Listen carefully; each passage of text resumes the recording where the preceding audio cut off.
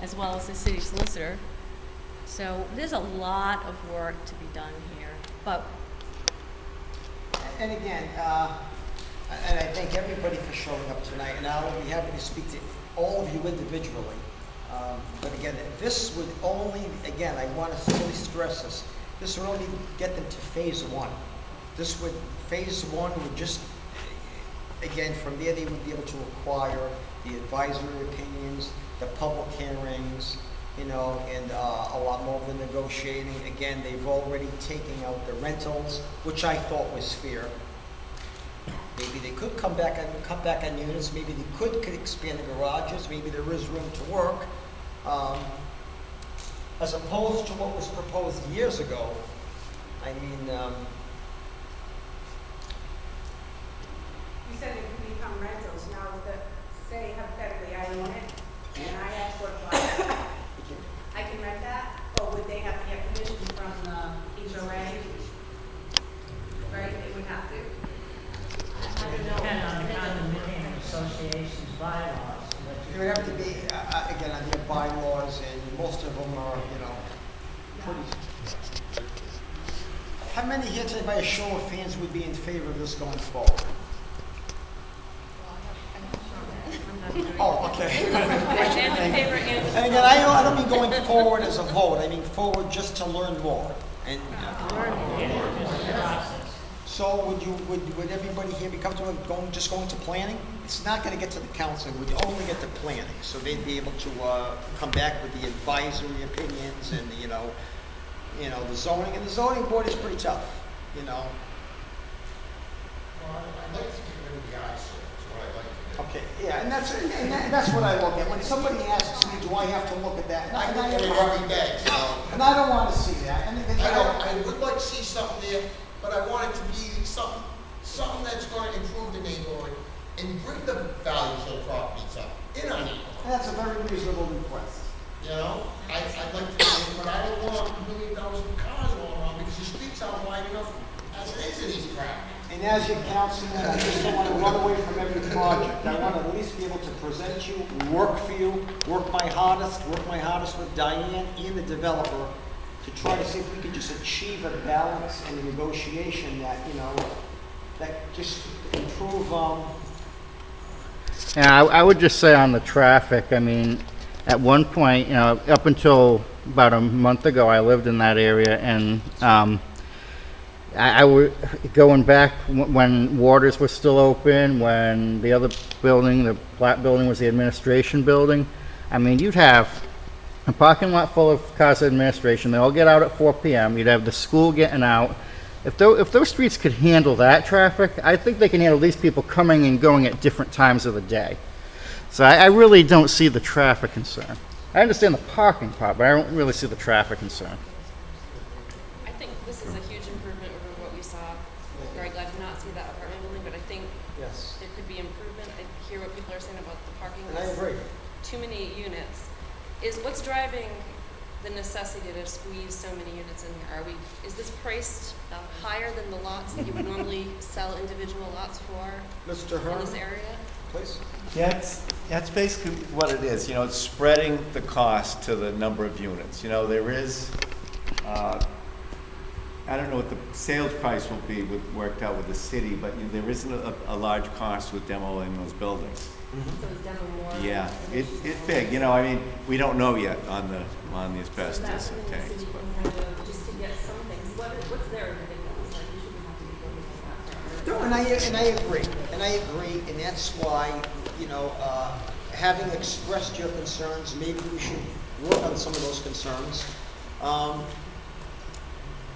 And duplexes, start, duplexes, but this many units all together, that's a lot of units in Well, one little area. And let me ask you, just for purpose of analysis, at the last meeting, how many units did we propose? How many units did I believe we've gone from 36 to 33. 36 to 33, and that wasn't including the apartments. But that did include the apartments. Okay, yes. so 34 and 20 and the 14 Yeah, apartments. 14 and 22. So it was 36. I expressed this interest with the apartments. I guess many of you may have as well, and that's all. So is there room to work with this number of units? Yeah? I don't think we know until we go further into Yeah. the idea of this concept, Exactly. which might tell us the cost of demolition, addressing all of everybody's concerns, one step further in the concept. But to bring you to that concern, I would have to give this developer the support to at least get him to the planning phase. But again, that planning phase isn't a done deal. Then they would be subject to all those studies. They would be subject to zoning. They would have to go through that, and that's a hell of a process. And to answer your question for the number of units and the cost, I mean, some cities and towns entice a developer like this for the lot by looking for federal funds, to tear down the buildings, or whatever funds they come up with. There's many times that we're trying to get a developer to come in. These buildings would be taken out as part of the deal. And that, may be able to reduce the number of units to help with that. Here's too. a question for you. Is the city of East Providence, have they been approached for any tax credits by Terrapin to promote a concept or to promote the development of that property versus leaving those two abandoned buildings and concrete and blacktop the way it is? It would seem to me that in a lot of other municipalities around the country, very often when they have a large vacant area like that that's owned by the municipality, there is a certain give and get. Although in fairness, situations we've seen, usually there's not a real estate tax benefit like that unless it's more of a commercial property. That, okay, you're getting a lot of taxes and almost no services. This is geared not to have children, so at least, there's a savings on the school. We do a lot of affordable housing too, 3-4 bedroom units, and it's a ton of, strain on the school budget. I guess my question is really, it's not costing the city anything for Terrapin to put this concept out, except for the fact that the councilman then has to get together and put it to the planning board and then throw some more information out to the public.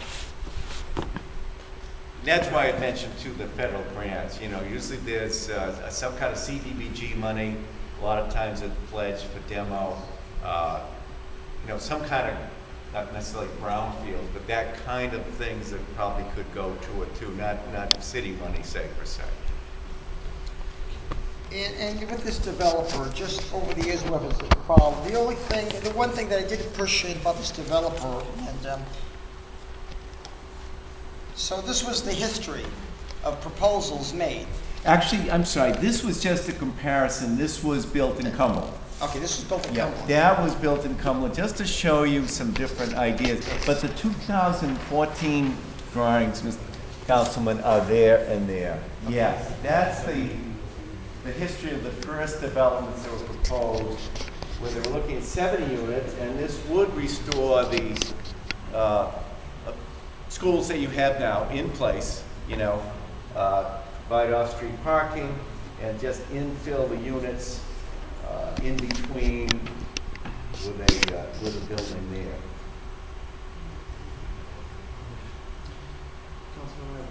Yes. And actually, my question is probably best to the city manager, Mr. Chapman. Mr. Chapman, would you please come up? So, you could stand where you are, it's fine. No, this way I'd like to. So I just wanted to take a step back and look at it from, we're all taxpayers here. Yes. So this is a city property, and I recognize that this is conceptual at this time. However, the value of the property to the developer, I'm assuming, has changed given the fact that they are not going to keep the administrative building, that they're now knocking down both buildings. Has there been any terms that have been initially discussed as far as what the land acquisition would look like? And if so, what do we perceive now is the value of the property as it is today? Is that value based on the two buildings in its current condition, or just the land? Because what my question is that will this just be, if all goes through, this be a simple land acquisition transaction between the city of East Providence and the developer? Or will it be based on the value of it is today of the two buildings? And if it is just a land acquisition, who would be responsible for knocking down these buildings? The taxpayers of the city? Or would that be negotiated under the plan to make that the responsibility of the developer after the transaction is approved by the council? So, you want me to answer question 1 or question 30? Nick over it. Excellent questions. They were excellent questions. But I can give you a little history that, first of all, I went to school at St. Brendan's. I went through that neighborhood when they were the schools. I remember the buses on the street, and you could barely get a car by. I remember all of that. I still familiar with the area, quite familiar with it. I'm from Riverside myself. So this has been vacant land. We were lucky enough, I think, to get at least one developer to come and say, I want to do some business in your city. Fred's worked on this for 3 years, trying to get some other involvement from developers and such. We had, I think, at one point a charter school that was interested. We've had some different developers that have been interested in. The developer to come into this, it's got to make some money. Initially, it was a high density, if I remember correctly, about 3 years ago, at least 40-something apartments. 72 apartments, and then I think he may have gone down to a little over 40 units, but now it's down to, I think it's 33 units. So it's decreased a lot, and I think a great deal of that has to do with the neighborhood involvement. I think the neighbors have been great, coming to these meetings, being involved, asking the right questions. Parking will have to be closely scrutinized. Traffic, if the neighborhood says we'd like the traffic study, or the planning board, they'll have to go out and get a traffic study. There's many different other things that you may be involved with, and that developer's got to listen to you guys. This is important. This is your neighborhood. So, And again, so let me keep going. I just wanted to give you a little history. Yeah. But as far as normally a developer will buy the property, they'll take care of the demolition. The cost here is that we're not getting any taxes. And I'm not one way or the other. This is up to the neighborhood as far as I'm concerned. But I think it's important to know that these properties are vacant. They probably will remain vacant. And now you're putting, I don't know, Fred, is it $80,000 per year when the 33 units are sold? I mean, I'm using that as a ballpark figure that are going to be taxes. Yeah. what is the projected tax rate? I'm not planning it. Yeah, I don't know if you. Yeah, we can probably talk to Steve Hazard. Do we have a projected Yeah. tax revenue tonight? Work on that, yeah. And I know it's not all about that, but that's what you're seeing on a tax revenue standpoint, that these properties will be home ownership, it will be taxes to the city. Bullocks Point area, I know well, and I think to boost that area, this hopefully will be good. I think it will be good for the neighborhood, but I don't live there, that's up to you guys. So I think it's important that, as you are tonight, you're asking the right questions, and going forward, as Councilman has said, is a process. He's been very involved in this, and the Councilman knows how important it is to the neighborhood. To put out the ad, to put out the notices is extraordinary, and to get the number of people here tonight, I think is very important and very good for the neighborhoods and for the developer to know that. So I hope I answered some of them, Nick.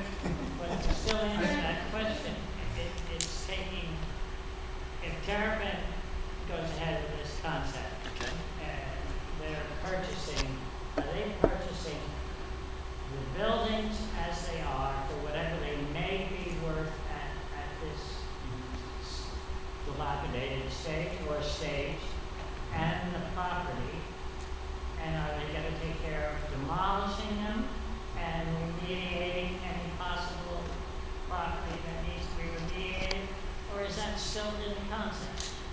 Well, we haven't gotten a purchase and sale agreement yet, so But to we're not at that point. They're coming here for us to say, hey, we're interested.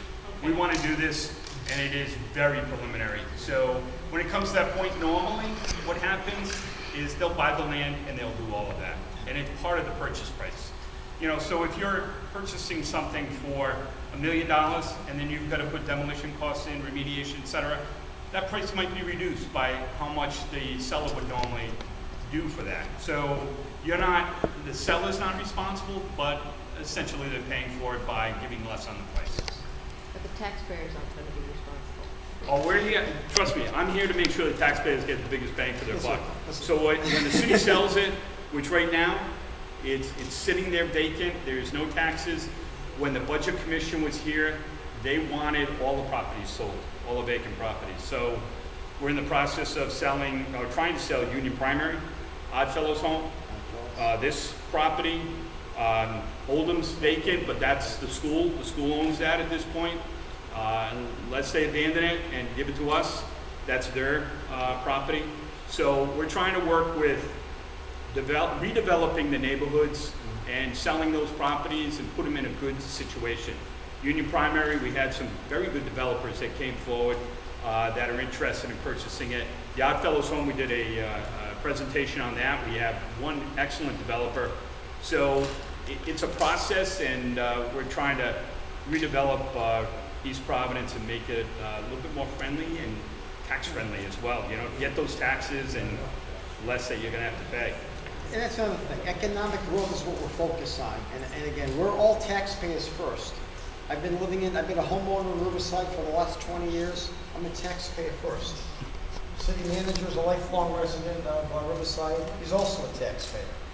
You know, so again, we're all trying to reach a compromise. And to answer your question, I would assume so. But unfortunately, because this is so preliminary, and it is unusual that we would hold community meetings on something so preliminary.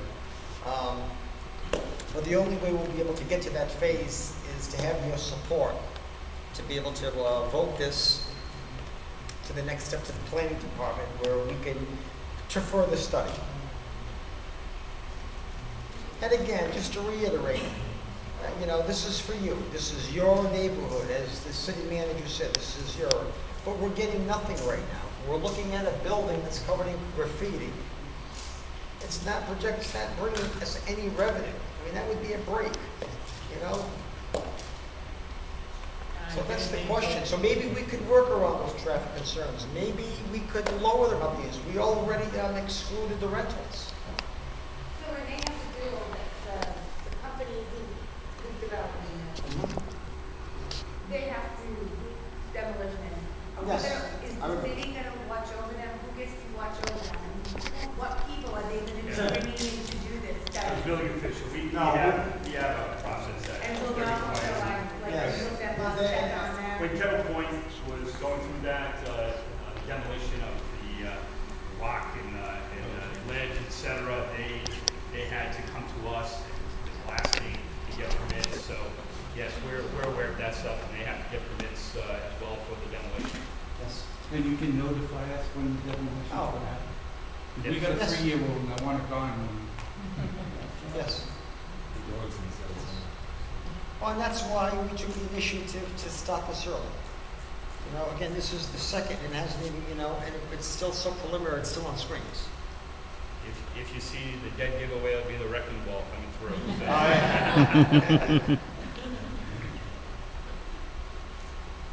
Any other questions? Any estimation how long a demolition such as this would take?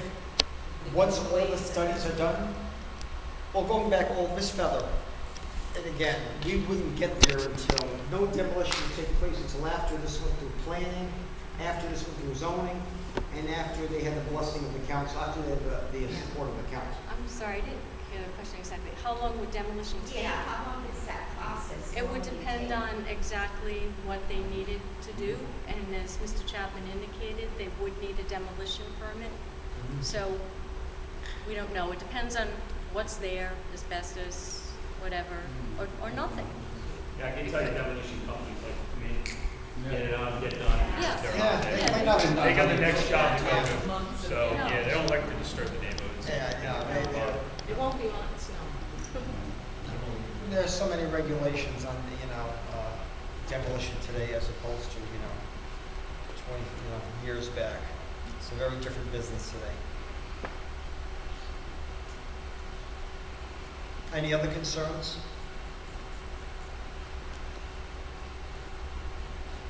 I don't understand what it is.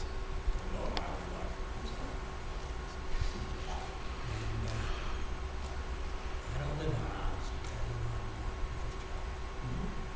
The house is also.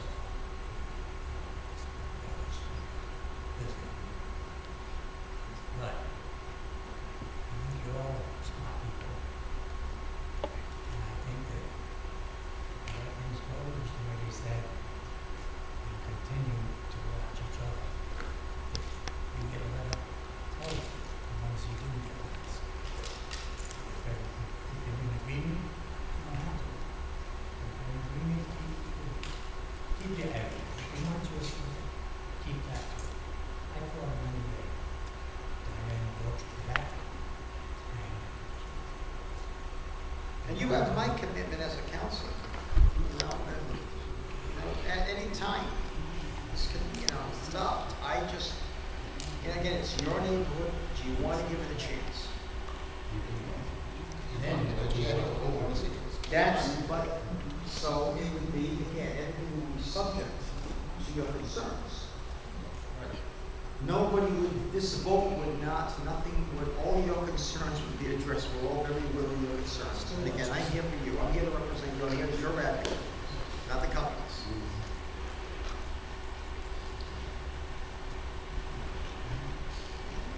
Watch them very carefully.